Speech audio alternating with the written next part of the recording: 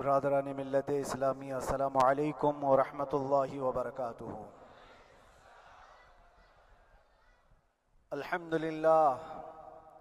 الحمدللہ الحنان المنان الذي خلق الانسان وعلمه البيان، والصلاة والسلام على رسوله سید الانس والجان وعلى آلہ واصحابہ ذوی الخیر والاحسان، اما بعد فأعوذ بالله من الشيطان الرجيم، بسم الله الرحمن الرحيم، وقل جاء الحق وزهق الباطل إن الباطل كان زهوقا، صدق الله مولانا العظیم۔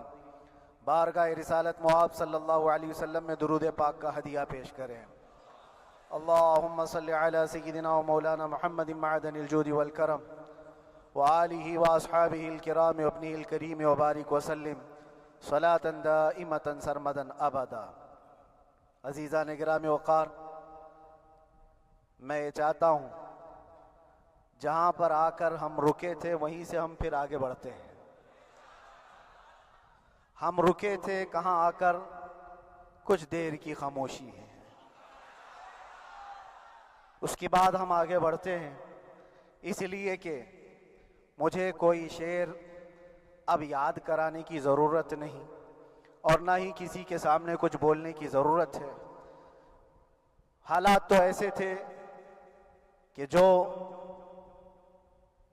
نان مسلم تھے وہ بھی ہمیں جیل میں دیکھ کر یہی کہتے تھے کہ آپ ہی نے کہا یہ فلاں بات۔ ہم نے کہا اللہ تبارک و تعالیٰ نے تم کو بھی یاد کرا دیا۔ میرے عزیزو، ستیزہ کار رہا ہے ازل سے تا امروز، شرار بو لہبی سے چراغ مصطفی۔ یہ آج کل کے معاملات نہیں، ابتدا سے حق اور باطل کے معرکے ہوتے رہے۔ لیکن ایک بات میں آپ سب کو بتانا چاہتا ہوں، مظفر کو مقید نہ سمجھ اے سیاد۔ سیدنا مظفر حسین کچھوچھوی رحمت اللہ تعالی علیہ جیل گئے تھے، قید میں تھے، تب انہوں نے یہ شعر کہا تھا کہ مظفر کو مقید نہ سمجھ اے سیاد، میری یہ اسیری بھی سنت آبائی ہے۔ میرے آبا و اجداد کی سنت ہے جس پر میں عمل کر کے آ رہا ہوں، میرے بزرگوں کی یہ سنت تھی۔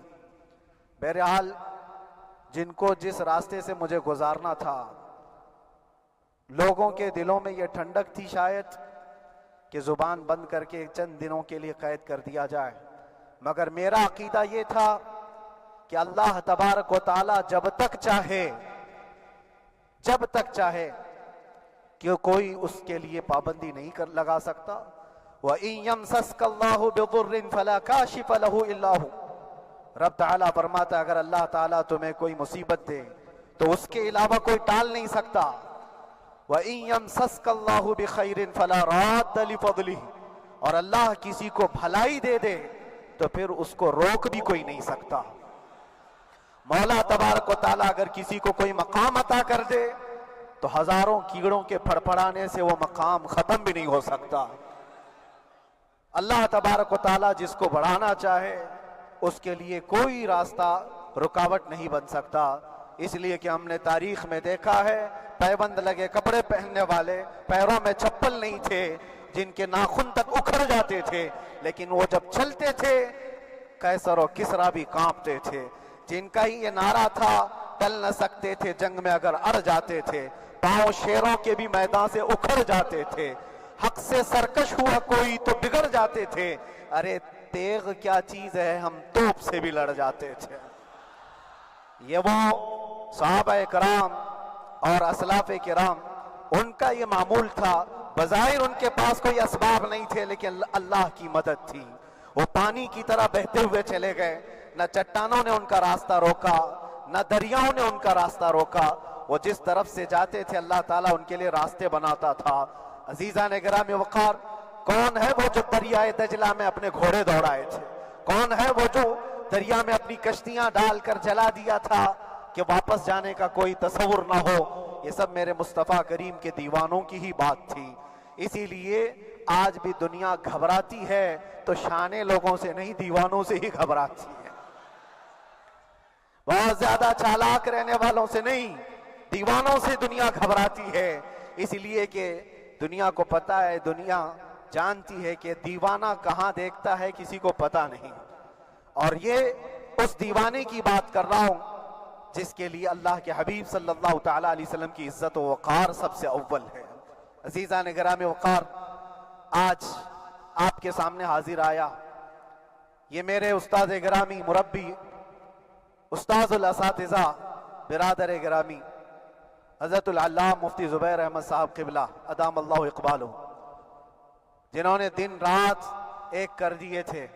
میرے خیال سے 8 مہینے میں جتنے ان کے بال سفید ہوئے اس سے زیادہ نہیں ہوئے ہوں گے، صرف اس لیے نہیں کہ ایک بھائی کے لیے، اس لیے بھی لڑ رہے تھے کہ ایک عالم کے لیے جس سے دین کا بہت سارا حصہ وابستہ ہے۔ ان کی محنتیں رائگاں نہ گئیں۔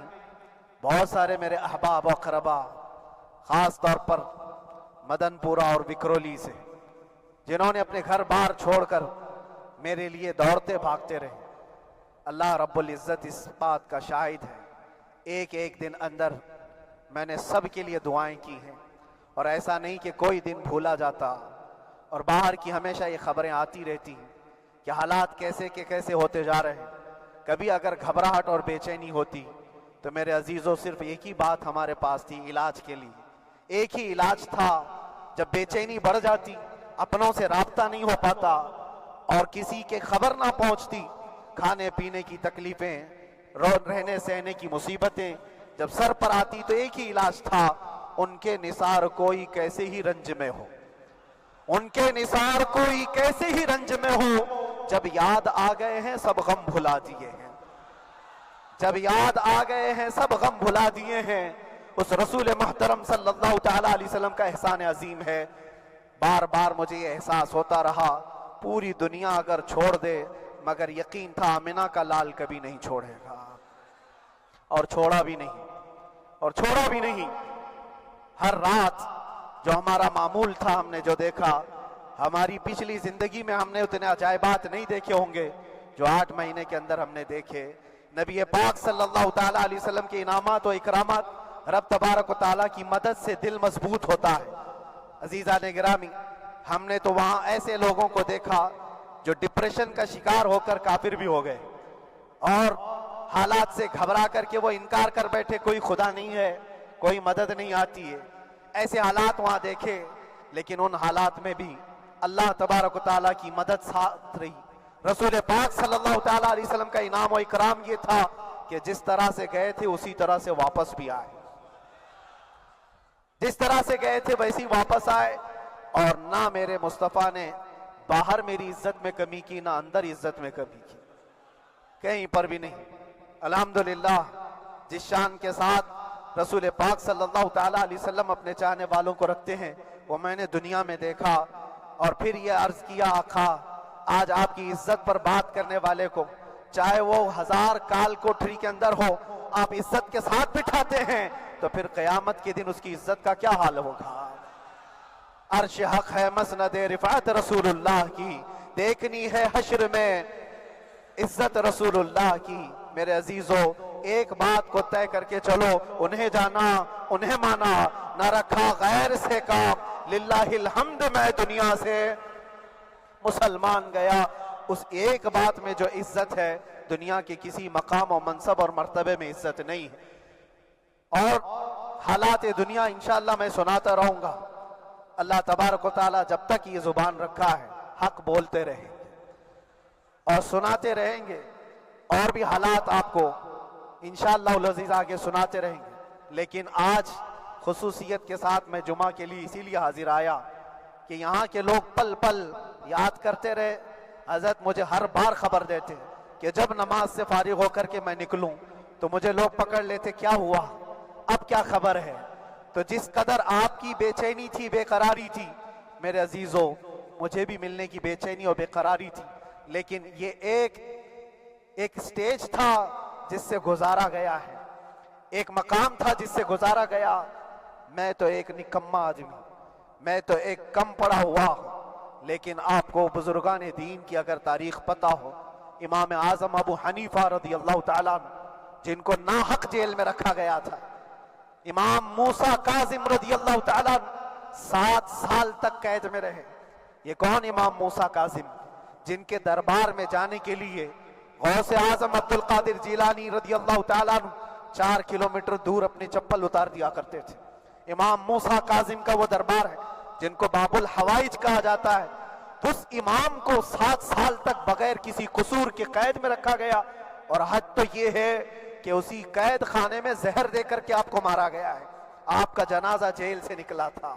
امام احمد بن حنبل جن کو 5 لاکھ حدیثیں یاد ہیں، نبی پاک صلی اللہ تعالیٰ علیہ وسلم کی، بغداد کے سر بازار آپ کو ننگی پیٹھ پر کوڑے مارے گئے۔ آپ کو اندازہ ہے بزرگان دین کی ایک لمبی فہرست ہے۔ جب میں وہاں گیا تھا تو ایک بزرگ کی بڑی یاد آئی، وہ تھے حضرت مجدد الفیسانی رضی اللہ تعالیٰ۔ اکبر جیسے ڈکٹیٹر کے سامنے، اس زمانے کے سب سے بڑے ڈکٹیٹر بادشاہ کے سامنے آپ نے حق بات کا اعلان کیا تھا۔ مجدد الفیسانی رحمت اللہ تعالیٰ علیہ نے فرمایا تھا کہ اسلام نام سے جو دین ہوگا وہ محمد عربی کا لایا ہوا ہی دین ہوگا، کسی اور بادشاہ کا بنایا ہوا نہیں ہوگا۔ اس بات پر آپ کو قید میں ڈالا گیا تھا، 8 سال تک قید میں رکھا گیا۔ 8 سال میں بادشاہ مر بھی گیا، بیٹا بادشاہ بنا، لیکن کسی نے آ کر جہانگیر کے سامنے یہ بات رکھی کہ آپ کے باپ نے جس مولانا کو قید میں ڈالا تھا گوالیار کی جیل میں، 8 سال میں جیل کا نقشہ بدلا ہوا ہے۔ تو بادشاہ نے پوچھا ہوا کیا ہے؟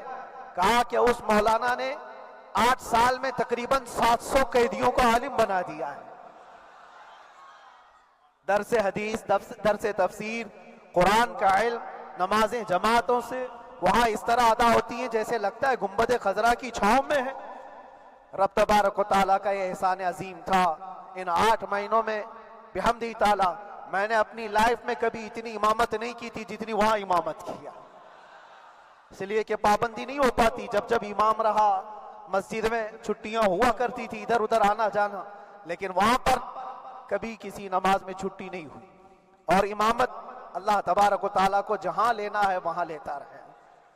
اور مجھے اس بات کا تھوڑا قلق تھا، 24 سال سے میں تراویح سنا رہا تھا، 24 سال، 24 تراویح ہو چکی تھی، رمضان المبارک کا 24 گزر چکے تھے، 25واں سال تھا، ظالموں نے مجھے رمضان سے پہلے اندر کر دیا۔ بار بار یہ خواہش ہوتی تھی کہ میری تراویح چھوٹنے نہ پائے، 25ویں تراویح ہے، 25ویں محراب ہے، لیکن رب تبارک و تعالیٰ کا احسان، اندر موجود سارے مسلمانوں نے یہ مطالبہ کیا کہ ہم یہاں جماعت سے تراویح قائم کریں گے، اور اب تک لوگ الم تری کیف والی تراویح کبھی کبھار پڑھ لیا کرتے ہیں، لیکن سارے لوگوں نے مل کر کے یہ اتفاقاً کہا کہ ہم پورا قرآن آپ سے سننا چاہتے ہیں۔ کیسے کیسے قیدی تھے، کیسے کیسے کرائم والے تھے۔ میں نے کہا آج میں 1 دن پڑھاتا ہوں، 1 پارہ پڑھوں گا، آپ کو اگر لگے تو بتا دینا، بھاری پڑ جائے، کیونکہ لوگ سارے کرمنل ہیں اور کئی طرح کے جرائم کیے ہوئے لوگ ہیں، نماز دین سے کہاں زیادہ رشتہ، کہاں ہو سکتا ہے یہ گھبرا کر بھاگ جائیں۔ 1 دن پڑھاؤں گا، اگر آپ کو لگے تو بول دینا، نہیں تو کل سے الحمد للہ۔ پہلے دن تراویح پڑھا ہے، دوسرے دن سارے لوگوں نے کہا آپ نے 1 پارہ پڑھایا ہے، سحری تک بھی پڑھائیں گے تو انشاءاللہ کھڑے رہیں گے۔ یہ جو استقامت، یہ ساری چیزیں دلوں کا جمع ہونا اور ہماری طرف دلوں کو پھیر دینا بغیر اللہ کی مدد کے نہیں ہوتا، رسول پاک صلی اللہ تعالیٰ علیہ وسلم کے کرم و احسان کے بغیر نہیں ہوتا۔ وہ تراویح بھی پڑھتے رہے، تفسیر قرآن بھی سنتے رہے اور قرآن کی تعلیم بھی لیتے رہے۔ پھر مجھے اندازہ یہ ہوا کہ رب تبارک و تعالیٰ کی منشا یہ تھی کہ ہماری تراویح کی محراب کی سلور جبلی جیل کے اندر ہو جائے۔ مجھے اس بات کا کوئی قلق نہیں رہا کہ میری کوئی چیز چھوٹ گئی ہے۔ ہاں، عید، بقرعید، محرم، یہ تمام چیزیں لوگوں کی یاد تو رہتی، رشتہ دار، احبا، اقربا کی یاد، لیکن اللہ کی مرضی، میرا رب تبارک و تعالیٰ جو پسند کرے اس میں ہم راضی ہیں۔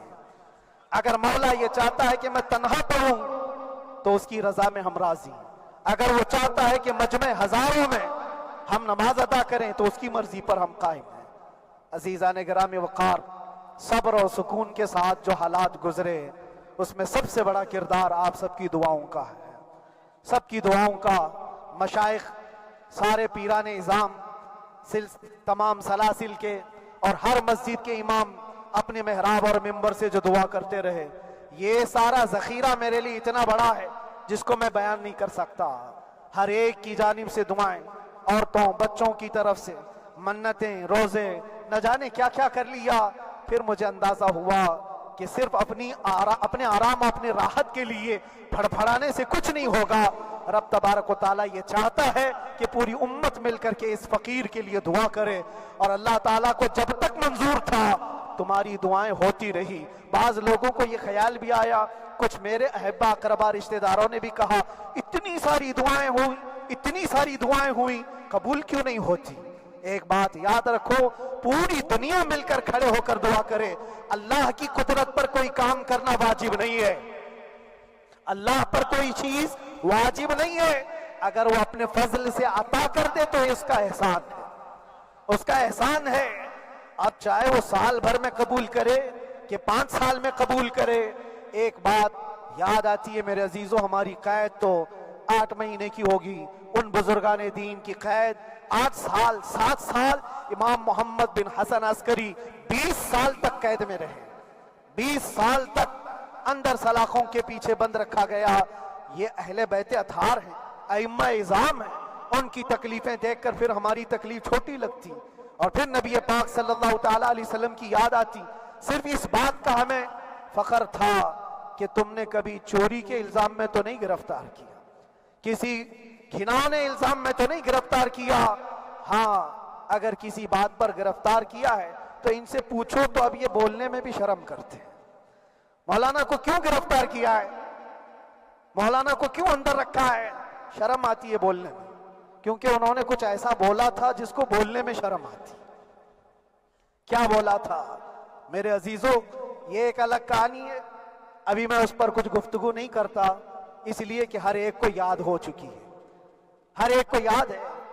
میں اس کہانی کی طرف نہیں جاتا، لیکن اتنا مجھے آج اس ملک میں رہتے ہوئے احساس ہے کہ ابھی بھی انصاف ختم نہیں ہوا ہے۔ انصاف پوری طرح ختم ہو جائے تو اللہ کا عذاب آ جائے گا، اللہ کا عذاب آ جائے گا۔ چند لوگ ناانصافی کر سکتے ہیں، لیکن پوری کی پورے روئے زمین پر رہنے والے انسان ناانصافی کرے، ایسا نہیں ہوتا۔ ہمارے حق میں سپریم کی طرف سے جو انصاف آیا ہے، ہمارے دل میں اس قدر جگہ ہے آج، اور اس قدر احساس ہے کہ ہمیں یہ اندازہ آج بھی ہوتا ہے کہ چاہے کچھ بھی ہو جائے لیکن انصاف پوری طرح سے مر نہیں سکتا، انصاف پوری طرح سے مر نہیں سکتا۔ یہ ہمارا ملک عزیز ہندوستان کسی خاص آدمی کے ٹھیکیداری میں نہیں ہے، سبھی کا خون شامل ہے یہاں کی مٹی میں، کسی کے باپ کا ہندوستان تھوڑی ہے، ہمارا بھی ہے، آپ کا بھی ہے، سب کا بھی ہے۔ اور میرے عزیزو پتہ نہیں، یہ بھی شاید راحت اندوری صاحب کا شعر ہے، اور اس سے پہلے بھی کچھ بولا تھا، وہ بھی ان کا ہی تھا، تو ڈینجر ہی ہوا کرتا ہے۔ اللہ تبارک و تعالیٰ آپ سب پر فضل فرمائے، کرم فرمائے۔ جو چیز خاص طور پر بولنی ہے وہ یہ ہے، ان حالات سے آج جو گھبرائے ہوئے ہیں یہ وہ لوگ ہیں جو عیش پرست ہیں۔ میں کسی کو خاص ٹارگٹ کر کے نہیں کہنا چاہتا، لیکن بہت سارے وہ لوگ جو اثر و رسوخ رکھتے ہیں لیکن وہ آگے آنا نہیں چاہتے۔ دین اسلام پر حملے ہوں، حضور پاک کی عزت پر حملہ ہو، کسی کو بولنا نہیں ہے، کیونکہ پتہ ہے دیکھو اس مولانا کو کس طرح کی ہے، اسی طرح دوسروں کو بھی کر دیا جائے۔ جو کمفرٹ زون میں بیٹھنے کے عادی ہو گئے وہ اپنا ایریا چھوڑ کر ہٹنا نہیں چاہتے۔ اگر میں کچھ کہوں گا حضور پاک صلی اللہ تعالیٰ علیہ وسلم کی ناموس کے لیے تو میرا عیش خطرے میں آ جائے گا۔ اکثر کی یہی سوچ ہے، میرا تو اپنا دھندا ہے، میرا بزنس ہے، میرے بیوی بچے ہیں، ہو سکتا ہے یہ مولانا کو کسی چیز کی فکر نہیں ہوگی۔ آپ کو میں بتاؤں، آپ کو اندازہ نہیں ہمارے دل میں ہمارے بچوں کی کتنی محبت ہے۔ میرے بھی چھوٹے سے بچے ہیں، جب وہ جیل کی سلاخوں کے سامنے آ کر آنسو بہاتے تھے تو دل پر چھریاں چلتی تھی. وہ بچے جو ہمیشہ ہمارے سینے پر سوتے رہے, آج میں ان کو چھو بھی نہیں سکتا. جب وہ سلاخوں کے پیچھے کھڑے ہو کر دور سے رو کر کے چلے جاتے 15 منٹ, تو کیا ہمارے دل میں بچوں کی محبت نہیں؟ کیا ہمارے گھر بار نہیں, ہماری بہنیں, ہمارے بھائی, ہماری ماں نہیں ہیں؟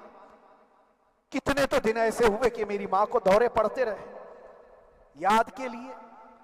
تو کیا وہ ہمارے اوپر کیفیت نہیں آتی کہ ہم خامخواہ یہ مصیبت کیوں مول لیے؟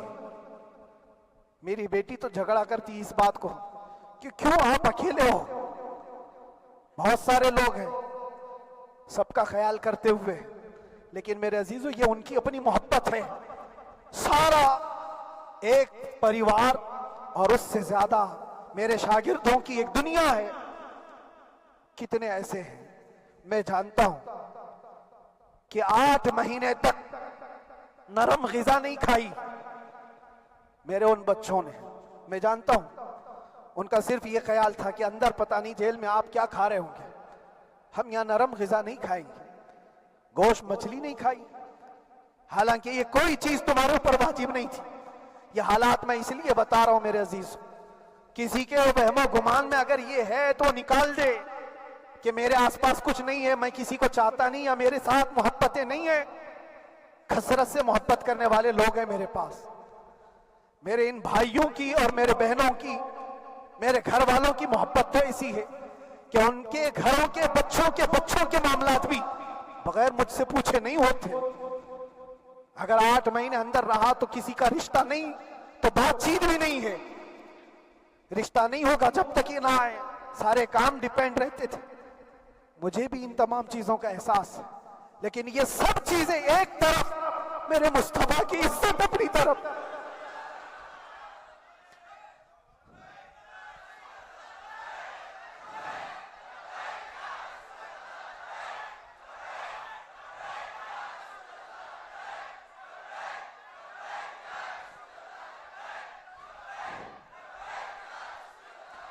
میرے عزیزوں,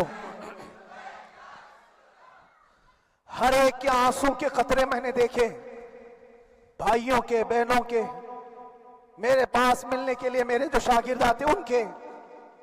یہ اکثر جب جیل کی دیوار پر آ کر کھڑے ہوتے, ان کی آنکھیں لال, یہ آنسو بہاتے 15 منٹ ملاقات کر کے چلے جاتے. آپ کو کیا اندازہ ہے اندر کے حالات ایک دن 1 سال کے برابر لگنے لگتا ہے. گھٹتے رہتے, لیکن ایک بات کا احساس بار بار ہوتا کہ یہ ساری محبتیں ایک طرف ہے, لیکن ہم جس کے لیے کھڑے ہوئے ہیں اس کی محبت میں کوئی سمجھوتا نہیں, اس کی محبت میں کوئی سمجھوتا نہیں. ایمان اسی کا نام ہے, لا یؤمن احدکم حتی اکون احب الیہ من والدہ وولدہ والناس اجمعین. تم میں سے اس وقت تک کوئی پورا مومن نہیں ہو سکتا جب تک کہ اپنی اولاد, اپنے مال دولت, اپنے ماں باپ, سب سے زیادہ اپنے رسول سے محبت نہ کرے. دعا یہی کرتے رہو جب حضور پاک کا معاملہ آئے تو ساری دنیا ایک طرف ہو جائے. میں نے ایک واقعہ پڑھا تھا اندر ہی, حضرت خالد بن ولید رضی اللہ تعالیٰ ایک قلعے پر اچانک حملہ آور ہوئے تھے. وہ قلعے میں موجود جو دشمنان اسلام تھے ان کی پارٹی چل رہی تھی. بڑے بڑے قالین, صوفے بچھے ہوئے, تشتوں میں قیمتی کھانے رکھے ہوئے تھے. خالد بن ولید کے ساتھ جو لشکر ہے, یہ تو وہ غریب صحابہ تھے جو پیون لگے کپڑے پہنتے, ایک کھجور پر پورا دن گزارتے. جب یہ اس قلعے پر حملہ آور ہوئے تو دشمنان اسلام جو تھے وہ مقابلہ کرنے کی ہمت نہ جٹا سکے, بھاگ گئے. سارا مال سب چھوڑ کر بھاگ گئے, بغیر کسی جنگ کے, بغیر کسی قتل قتال کے پورا قلعہ فتح کیا خالد بن ولید. اب سنو, جو صحابہ تھے وہ مال غنیمت جمع کر رہے تھے, کیونکہ یہ عرب کے لوگ ایسے مہنگے قالین نہیں دیکھے تھے, ایسے مہنگے صوفے, اتنی قیمتی غذائیں انہوں نے دیکھی نہیں تھی. سب جمع کرنے لگے, سب جمع کرنے لگے. خالد بن ولید نے کہا, خبردار ہاتھ مت لگانا, سب ہٹ جاؤ. سب ہٹ گئے. چند صحابہ کو بلایا, یہ سب جمع کرو, اس کو آگ لگا دو. پورا مال غنیمت جو تھا آگ لگا دیا. تو جو صحابہ تھے وہ کہنے لگے, کیا یہ اچھا ہوتا ہے یہ سب میں آپ تقسیم کر دیتے؟ یہ بہت قیمتی چیزیں ہیں، عرب میں ہم لے جاتے تو یہ بہت مہنگی چیزیں ہیں۔ خالد بن ولید نے کیا کہا جانتے ہو؟ کہا اگر تم کو بھی ان تمام چیزوں کی عادت لگ جائے تو تم بھی ویسے ہی بھاگو گے جیسے یہ بھاگے۔ یہ آج جو ہمارا مقابلہ کرنے کی طاقت نہ لا سکے اور بھاگ گئے، اس کی وجہ یہ ہے کہ وہ عیش پرست ہے، عیاشی ان کے اندر تھی جس کی وجہ سے وہ کھڑے نہ ہو سکے، اور جب یہ عیاشی آئے گی تم کھڑے نہیں ہو سکو گے، کھڑے نہیں ہو سکو گے۔ آج میں یہی بات دہرانا چاہتا ہوں، جو بہت بڑے چہرے لے کر بیٹھے ہوئے ہوں، وہ سیاسی اثر و رسوخ رکھنے والے بھی کمفرٹ زون میں رہنا چاہتے ہیں۔ میں چند لوگوں کو چھوڑ کر کہہ رہا ہوں، اکثر کا حال یہ وہ سوچتے ہیں کہ ہمارے اس دائرے سے نکلیں گے تو ہمارا عیش خطرے میں آ جائے گا، گھر بار خطرے میں آ جائے گا۔ یہ دنیا کی محبت انسان کو بزدل بناتی ہے، بزدل بناتی ہے۔ اس لیے میرے عزیزو، آپ جب کبھی یہ بات آئے، ایک طرف میرا پورا خاندان، ایک طرف میرے عیش کی زندگی اور ایک طرف رسول پاک کی عزت کا معاملہ، تو آپ مجھے بتاؤ آپ کس بات کا فیصلہ لیں گے؟ اسی بات کا فیصلہ لینا ہوگا نبی پاک صلی اللہ تعالیٰ علیہ وسلم کی عزت کی خاطر تمہیں اس بات کا فیصلہ لینا ہوگا۔ اپنا سب کچھ گنبد خضرا کل بھی تھا آپ، میرے نبی سے میرا رشتہ کل بھی تھا آپ، اور بتلا دو گستاخ نبی کو غیرت سنی زندہ ہے، ان پہ مر مٹنے کا جذبہ کل بھی تھا آپ۔ بس یہ جذبہ باقی رہے، ہم کسی کو لڑنے کے لیے، مرنے کے لیے، مارنے کے لیے میدانوں میں اتارنے کی بات نہیں کرتے۔ میں اکثر اپنی تقریروں میں کہا کرتا ہوں، یا آپ سے پہلے بھی کیا، اگرچہ میری تقریروں کو ڈائیورٹ کیا جاتا ہے، آج بھی بہت لوگ ہوں گے، بلکہ آج مدن پورہ کا یہ پہلا جمعہ ہے، مجھے اندازہ ہے پورا ہندوستان نہیں باہر بھی سب کی نظریں اس پار ہیں کہ آنے کے بعد یہ کیا بولتا ہے، آنے کے بعد یہ کیا بولتا ہے۔ سب اسی انتظار میں ہیں، میں سب کو ایک ہی میسج دوں گا، آنے کے بعد وہی بولے گا جو پہلے بولتا تھا۔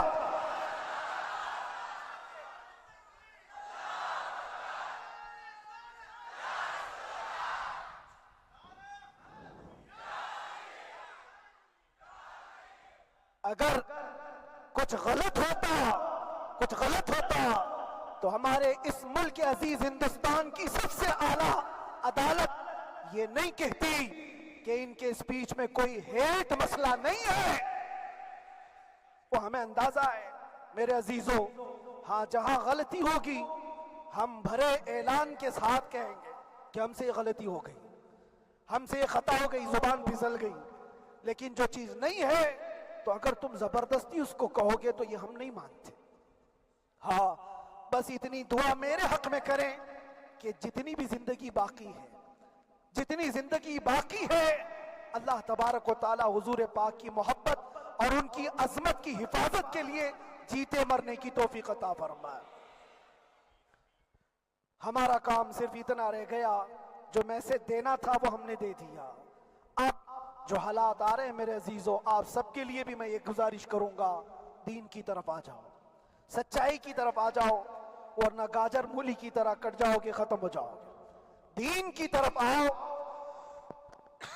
سچائی کی طرف آؤ، اور اسلام نے کہیں پر بھی تمہیں کسی طرح کے آتنک اور دہشت کی تعلیم نہیں دی ہے، کہیں پر کسی ٹیررسٹ کی کوئی بھی تعلقات کی۔ کہیں مجھے کوئی بات بتا دو، اگر کوئی مسلمان اس طرح کی حرکتیں کر جاتا ہے جس کو یہ لوگ بدنام کرتے ہیں، تو ہم سمجھتے ہیں اس کا اسلام سے تعلق نہیں ہوگا۔ اسلام سے تعلق ہوتا تو اس کے اندر صدیق اکبر اور فاروق اعظم کی ادائیں ہوتی۔ آج آپ کو وہ معاشرہ زندہ کرنے کی ضرورت ہے۔